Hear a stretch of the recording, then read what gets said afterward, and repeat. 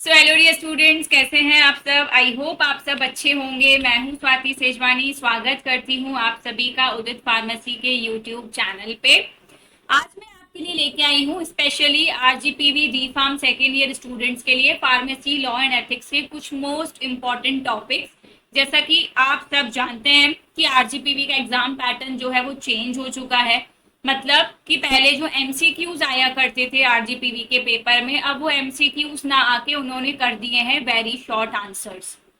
RGPV ने थोड़ा सा अपने एग्जाम पैटर्न में चेंज कर दिया है। एमसीक्यूज की जगह वो देने वाले हैं इस बार से वेरी शॉर्ट आंसर्स, जो कि रहने वाले हैं 2 मार्क्स के। तो कई सारे स्टूडेंट्स के मुझे मैसेजेस आ रहे थे, मैम किस तरह के क्वेश्चंस आएंगे, क्या क्या वो चीजें पूछ सकते हैं। तो इसी से रिलेटेड एक कम्युनिटी फार्मेसी एंड मैनेजमेंट की कल क्लास हमने देखी थी। आज वैसे ही कुछ important very short answers 2 marks वाले क्वेश्चंस आज हम pharmacy law and ethics subjects के देखने वाले हैं। ठीक है, इसी तरह से डेली आपको यूट्यूब पे हमारे चैनल पे लाइव 10 बजे क्लास मिलेगी, जिसमें हम RGPV D Pharm second year students के लिए important topics, important classes run करने वाले हैं। तो डेली लाइव 10 बजे क्लास देखना ना भूलें। तो शुरू करते हैं हम फार्मेसी लॉ एंड एथिक्स के आज के कुछ इंपॉर्टेंट टॉपिक्स। मेनली हम आज जो फोकस करेंगे, जो वेरी शॉर्ट आंसर्स हैं, यानी कि जो अति लघु उत्तरीय क्वेश्चंस हैं, कौन कौन से पूछे जा सकते हैं, उस पे मेन हमारा फोकस रहेगा। तो हम जो पूरे क्वेश्चंस देखेंगे वो सिलेबस में चैप्टर वाइज देखेंगे। जब हम चैप्टर वाइज देखेंगे क्वेश्चंस, तो हमें पढ़ने में इजी हो जाएगा, हमें आइडिया लग जाएगा कि किस तरह के क्वेश्चंस पूछे जा सकते हैं, किस तरह से हम अच्छे से अच्छे मार्क्स स्कोर कर सकते हैं। तो हमारा जो सब्जेक्ट है फार्मेसी लॉ एंड एथिक्स, तो सबसे पहला क्वेश्चन तो वहीं से ही बन सकता है कि व्हाट इज लॉ या फिर व्हाट इज एथिक्स। दोनों ऐसे क्वेश्चंस आपके सिलेबस से बहुत ही इजीली बन सकते हैं। पूछा जा सकता है आपसे कि लॉ क्या होता है ना, एथिक्स क्या होता है। तो लॉ की जब भी हम डेफिनेशन पढ़ते हैं, मैं आपको सिंपल वर्ड्स में शुरू से बताती आई हूं, आपको लिखना है set of rules and regulations.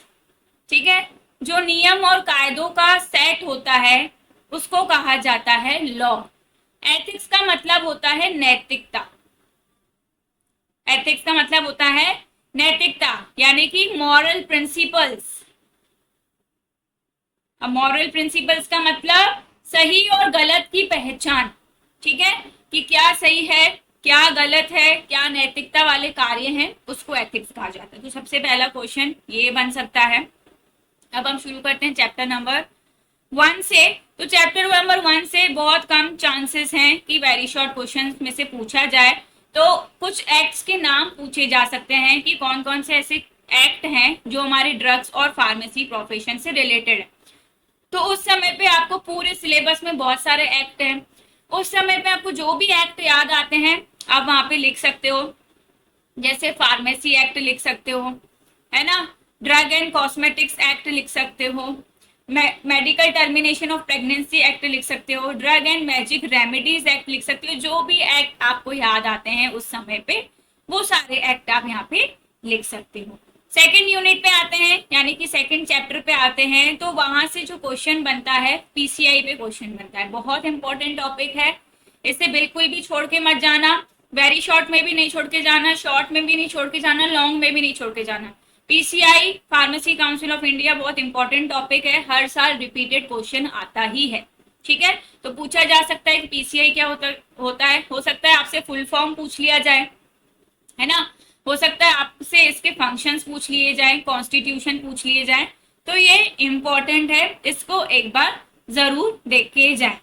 आगे बढ़ते हैं, चैप्टर नंबर 3 पे आते हैं। मोस्ट इंपॉर्टेंट चैप्टर, सबसे इंपॉर्टेंट चैप्टर जो है हमारे पूरे सिलेबस का, वो ड्रग्स एंड कॉस्मेटिक्स एक्ट ही है। इसका ईयर आप जरूर याद करके जाएं कि ड्रग्स एंड कॉस्मेटिक्स एक्ट 1940 में आया था, और जो इसके रूल्स हैं वो आए थे 1945 में, है ना। इसको आप अच्छे से याद करके जाएं कि पहले एक्ट आया 1940 में, उसके बाद 1945 में जो है इसके रूल्स आए। ठीक है, आगे बढ़ते हैं। कुछ शेड्यूल्स की डेफिनेशन, अगर आपने क्लासेस देखी होंगी या फिर आप वन शॉट रिवीजन वाला भी देखिएगा, उसमें मैंने शेड्यूल्स का एक टेबल दिया हुआ है ना, वो शेड्यूल्स का टेबल आप एक बार जरूर पढ़ के जाएं। ठीक है, कि कौन कौन से शेड्यूल्स होते हैं, उसकी कौन सी डेफिनेशन होती है। जैसे कि C1 जो होता है उसमें बायोलॉजिकल प्रोडक्ट्स आते हैं, है ना। इस तरह से आप हेडिंग देख के जाएं कि कौन सा शेड्यूल कौन सी चीज से रिलेटेड है। जैसे शेड्यूल वाई है, तो शेड्यूल वाई किससे रिलेटेड होता है, शेड्यूल वाई रिलेटेड होता है क्लिनिकल ट्रायल से। तो कुछ शेड्यूल्स पे 2 मार्क्स वाले वेरी शॉर्ट आंसर क्वेश्चन बन सकते हैं।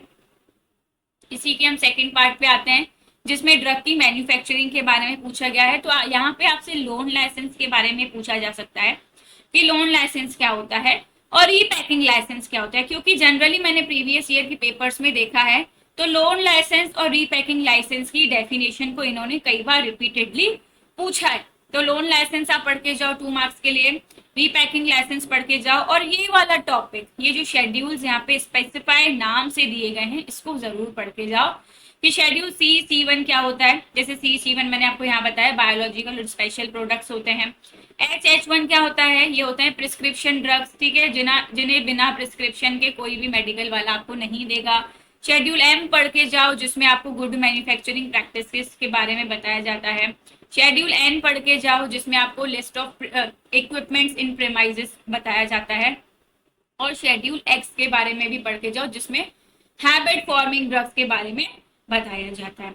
ठीक है, ये हम देख रहे हैं अभी 2 मार्क्स क्वेश्चन जो कि बहुत इंपॉर्टेंट रहने वाला है, क्योंकि एग्जाम पैटर्न चेंज होने वाला है ना। तो घबराने की बात नहीं है कि बहुत टफ होगा, कैसा होगा, पेपर वैसा ही रहेगा। बस MCQ उसकी जगह उन्होंने क्या कर दिया है, वेरी शॉर्ट आंसर्स कर दिए हैं।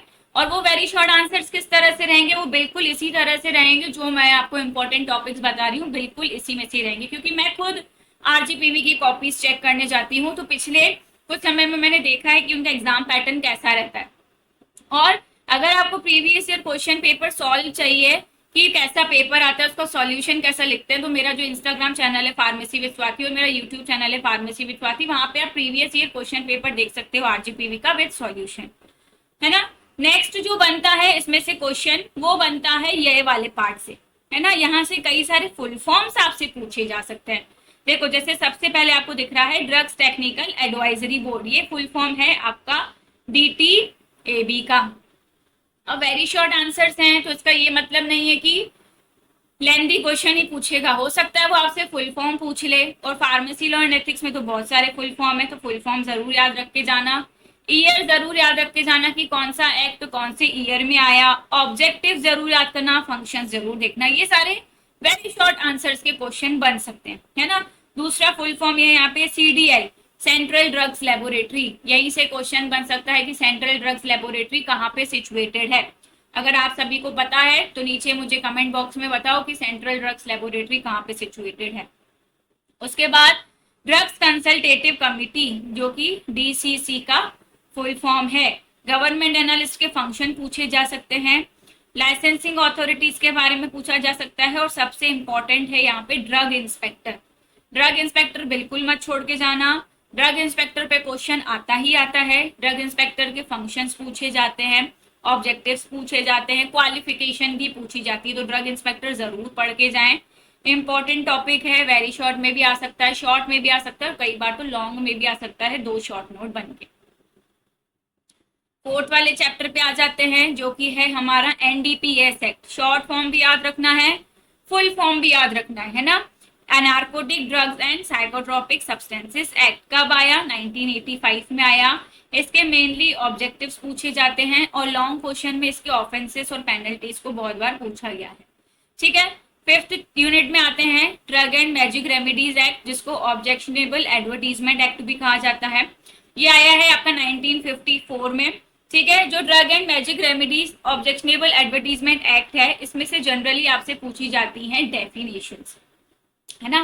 डेफिनेशंस कैसी पूछी जाएंगी, डेफिनेशन पूछी जाएगी what do you mean by magic remedies, है ना। तो यहाँ पे आपको लिखना है कोई भी तालिस्मान हो गया, मंत्र हो गया, कवच हो गया, वो आता है मैजिक रेमेडीज में। ठीक है, चैप्टर नंबर 6 पे आते हैं prevention of cruelty to animals act, 1960 में आया। CPC का फुल फॉर्म पूछा जा सकता है। CPC क्या होता है पता है आप सभी को, मुझे पता है, सारे स्टूडेंट्स को पता है। जल्दी से मुझे कमेंट बॉक्स में बता दो कि CPC का फुल फॉर्म क्या होता है। IAEC के बारे में पूछा जा सकता है। IAEC यानी कि इंस्टीट्यूशनल एनिमल्स एथिक्स कमेटी क्या होती है, ये पूछा जा सकता है। क्या क्या ऑफेंसेस और पेनल्टीज होते हैं। ये अभी सारे वेरी शॉर्ट क्वेश्चंस हैं। लॉन्ग आंसर में क्या पूछा सकता है, लॉन्ग आंसर में पूछ सकते हैं आपसे कि write a detail note on prevention of cruelty to animals act. ठीक है, वेरी शॉर्ट में जनरली डेफिनेशंस पूछी जाएंगी, सीपीसी का फुल फॉर्म पूछा जा सकता है, उसके फंक्शंस पूछे जा सकते हैं, उसके बाद आईएईसी का फुल फॉर्म पूछ सकते हैं और आईएईसी के फंक्शंस पूछ सकते हैं। नेक्स्ट आते हैं अपन चैप्टर नंबर 7 पे, जो है हमारा पॉइजन्स एक्ट। पॉइजन्स एक्ट का मेनली ईयर पूछा जाता है, जो कि बहुत ही सरल है याद रखने में, 1919 है ना। तो पॉइजन एक्ट का ईयर मेनली पूछा जाता है और उसके ऑब्जेक्टिव्स। एफएसएसएआई पे आए तो इसका फुल फॉर्म याद रखना है। ठीक है, और ये किस एक्ट के अंदर आया, तो ये आया है एफएसएस एक्ट के अंदर। एफएसएस एक्ट के तहत बना है आपका एफएसएसएआई, तो इसको याद रखना है आपको। कई बार शॉर्ट में पूछा जाता है लेबलिंग ऑफ फूड सप्लीमेंट्स के बारे में, तो एक बार इसको देख के जाए। Chapter 9 national pharmaceutical pricing authority, ये फुल फॉर्म है आपका एनपीपीए का, तो ये जरूर याद रखना कि एनपीपीए का फुल फॉर्म होता है नेशनल फार्मास्यूटिकल प्राइसिंग अथॉरिटी। इसमें आपको पढ़ के जाना है डीपीसीओ के बारे में, ड्रग प्राइस कंट्रोल ऑर्डर के बारे में, कि ड्रग प्राइस कंट्रोल ऑर्डर क्या होता है, रिटेल प्राइस क्या होता है, सीलिंग प्राइस क्या होता है, इसकी डेफिनेशन पूछी जा सकती है, और एनएलईएम का फुल फॉर्म पूछा जा सकता है, national list of essential medicine, और ये भी पूछा जा सकता है कि सबसे पहला एनएलईएम कब आया था। 10th चैप्टर है कोड ऑफ फार्मास्यूटिकल एथिक्स, इसमें जनरली डेफिनेशंस पूछी जाती हैं, और सबसे ज्यादा इंपॉर्टेंट टॉपिक जिसमें पूछा जाता है pharmacist in relation to his job. इतने सारे टॉपिक्स में से ये वाला जो है pharmacist in relation to his job, ये रिपीटेड जनरली पूछा जाता है शॉर्ट आंसर्स में, और कई बार एक दो बार फार्मासिस्ट ओथ भी पूछी गई है, तो फार्मासिस्ट ओथ एक बार जरूर देख के जाना। इंग्लिश में नहीं याद हो पा रही हो तो हिंदी में एक बार पढ़ के जाना, तो खुद वहां पे बना के आसानी से लिख पाओगे। कुछ नहीं लिखने से बेटर है कुछ लिख के आना, ताकि हम जब 1-2 नंबर से फेल हो रहे होते हो तो वो 1-2 नंबर हमें अगर वहां मिल जाते हैं तो हम फेल होने से बच जाते हैं, हमारा बैक होने से रुक जाता है। मैं हमेशा यही सजेस्ट करती हूँ।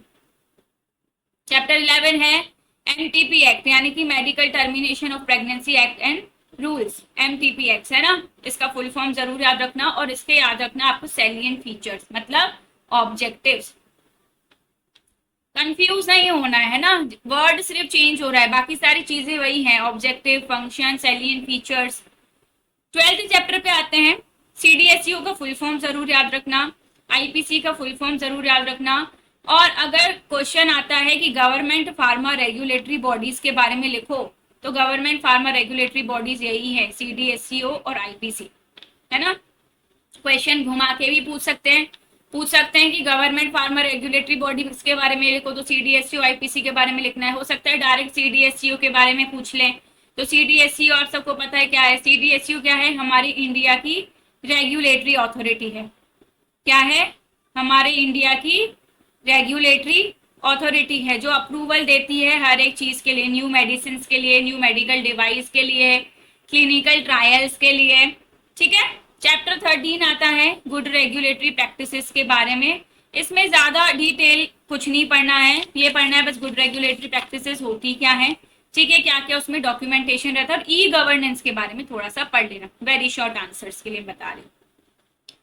चैप्टर 14 में बीसीएस सिस्टम अच्छे से पढ़ के जाना, बायोफार्मास्यूटिक क्लासिफिकेशन सिस्टम।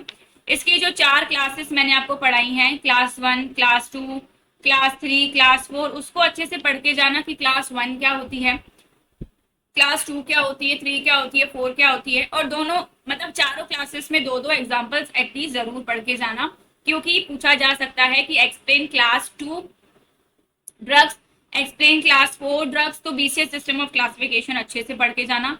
चैप्टर 14 जो है इंपॉर्टेंट है, यहाँ से कई सारे क्वेश्चंस बनते हैं, तो इस वाले चैप्टर पे थोड़ा ज्यादा अच्छे से ध्यान देना। एएनडीए क्या होता है देखना, एनडीए क्या होता है, जैसे एएनडीए होता है जेनेरिक ड्रग्स के लिए, एनडीए होता है ब्रांडेड ड्रग्स के लिए, क्लिनिकल ट्रायल्स थोड़ा देख के जाना, ब्रांडेड वर्सेस जेनेरिक ड्रग्स क्या होती हैं, ठीक है, पेटेंट लॉ क्या होता है, आईपीआर क्या होता है। तो चैप्टर 14 काफी इंपॉर्टेंट है, इसमें से काफी सारे क्वेश्चन बनते हैं, और सिर्फ वेरी शॉर्ट आंसर्स ही नहीं बनते, इसमें से शॉर्ट आंसर्स भी बनते हैं, लॉन्ग आंसर्स भी बनते हैं। तो बाकी सारे चैप्टर्स में जितने छोटे छोटे 1-2 टॉपिक बताए हैं उस पर उतना ही ध्यान देना, और जिसमें ज्यादा कंटेंट है, जिसमें ज्यादा फोकस करा जाता है, ज्यादा पूछा जाता है, उस पर ज्यादा अच्छे से ध्यान देना। जैसे चैप्टर 14, चैप्टर 3, ये ज्यादा ध्यान देने वाले चैप्टर है ना, क्योंकि इसमें से जो टॉपिक्स हैं वो रिपीट होते हैं, है ना, इंपॉर्टेंट टॉपिक्स है। वेरी शॉर्ट आंसर्स भी बनते हैं, शॉर्ट आंसर्स भी बनते हैं, लॉन्ग आंसर्स भी बनते हैं, सारे तरह के क्वेश्चंस जो है इसमें से बनते हैं। तो इसलिए जो चीज इंपॉर्टेंट है उस पर ज्यादा फोकस करके जाओ, क्योंकि वो क्वेश्चन तो आना ही है और हम वो छोड़ के आएंगे नहीं पेपर में।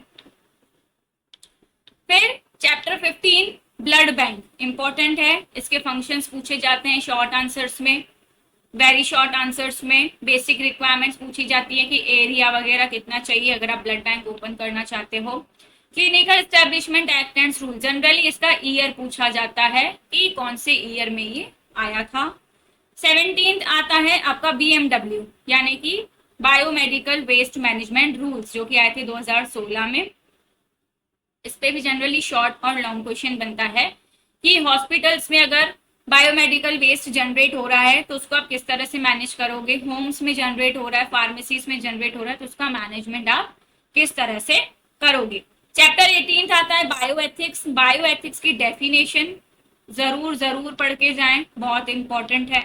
इसके बाद ICMR का फुल फॉर्म जरूर पढ़ के जाएं, Indian council of medical research, ठीक है। इसकी नेशनल एथिकल गाइडलाइंस का नाम हेडिंग पढ़ के जाएं, क्योंकि हेडिंग पूछी जा सकती है। जो हमने पढ़ा था इन्फॉर्म्ड कंसेंट फॉर्म रहता है, हेल्दी वॉलंटियर्स रहते हैं, उनके नाम पढ़ के जाना है। चैप्टर 19 कंज्यूमर प्रोटेक्शन एक्ट बिल्कुल पढ़ के जाना है, इसका ईयर पढ़ के जाना है। डिजास्टर मैनेजमेंट एक्ट बिल्कुल पढ़ के जाना है, ईयर पढ़ के जाना है। 21 में से भी वेरी शॉर्ट आंसर्स बनते हैं कि मेडिकल डिवाइसेस क्या होता है, पहले इसकी डेफिनेशन पूछ सकते हैं आपसे कि क्या होती है मेडिकल डिवाइसेस।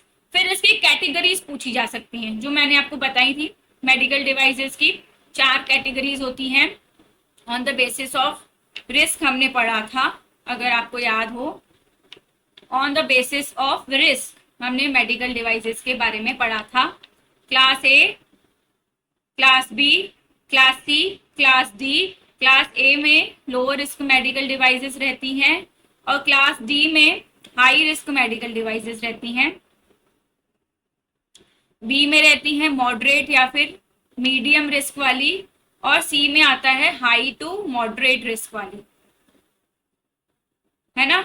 तो ये 4 नाम जरूर याद करके जाएं, ठीक है। फिर एग्जांपल जरूर याद करके जाएं कि क्लास ए में लो रिस्क में क्या आता है, जैसे थर्मोमीटर आता है, बैंडेज आता है ना। हाई रिस्क में वेंटिलेटर वगैरह आता है। तो सबका एक एग्जांपल जरूर पढ़ के जाएं, क्योंकि यहाँ से मेडिकल डिवाइसेस में से डेफिनेशन और उसके कैटेगरीज यानी कि क्लासिफिकेशन पे क्वेश्चन बनता है। मेनली आपको फोकस किस चीज पे करना है, अगर आप वेरी शॉर्ट आंसर्स की हम बात करें और शॉर्ट आंसर्स की हम बात करें, pharmacy, law and ethics subject की मेनली बात कर रही हूं मैं, तो डेफिनेशंस पे फोकस रहेगा, है ना। फुल फॉर्म्स आपसे पूछे जा सकते हैं, ऑब्जेक्टिव्स आपसे पूछे जा सकते हैं, वेरी शॉर्ट आंसर्स की बात कर रही हूं, है ना मैं। फंक्शंस पूछे जा सकते हैं, आपके जो भी एक्ट हैं, ठीक है, उनके ईयर पूछे जा सकते हैं। ये मेनली चीजें हैं, और जिन जिन चीजों का क्लासिफिकेशन है उन क्लासिफिकेशन के बारे में पूछा जा सकता है विद एग्जांपल्स, ठीक है। वेरी शॉर्ट आंसर्स में यही सारी चीजें पूछी जाती हैं। इसके अलावा भी अगर आपको कोई डाउट रहता है तो आप previous year question paper solve देखो RGPV का। कहाँ मिलेगा आपको, वो आपको मिलेगा मेरे यूट्यूब चैनल पे जिसका नाम है फार्मेसी विद स्वाति, या फिर इंस्टा पे जो आईडी है फार्मेसी विद स्वाति, वहाँ पे पिछले साल के RGPV के पेपर्स अपलोडेड हैं विद सॉल्यूशन। अगर आपको कोई और सब्जेक्ट का चाहिए, नहीं मिल रहा है, आप मुझे इंस्टा पे डायरेक्ट मैसेज करो कि मैम हमें इस सब्जेक्ट का पेपर चाहिए, मैं तुरंत उसको रील के फॉर्म में अपलोड कर दूँ। मिलते हैं नेक्स्ट क्लास में और बेहतरीन इंपॉर्टेंट टॉपिक्स के साथ। तब तक अपनी तैयारी करते रहिए। जो भी आपको डाउट हो नीचे आप मुझसे कमेंट बॉक्स में पूछ सकते हैं। मिलते हैं अपन नेक्स्ट क्लास में। Thank you so much everyone for watching.